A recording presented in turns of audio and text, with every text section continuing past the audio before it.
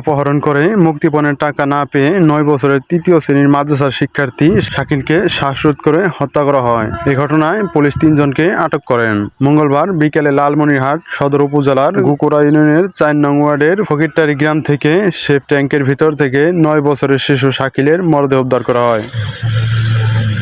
Police জানিয়েছে, গত মঙ্গলবার সকাল থেকে নিখোঁজ ছিলেন শাকিল। রাতে একটি নম্বর থেকে কল দিয়ে 3 লাখ টাকা দাবি করেন শাকিলের পরিবারের কাছে। পরে শাকিলের পরিবার সেই নম্বর সদর থানায় দিলে তথ্য প্রযুক্তি সহায়তায় পুলিশ সেই নম্বর ব্যবহার করে 18 বছরের সুহান ও তার বাবা মাকে আটক করেন।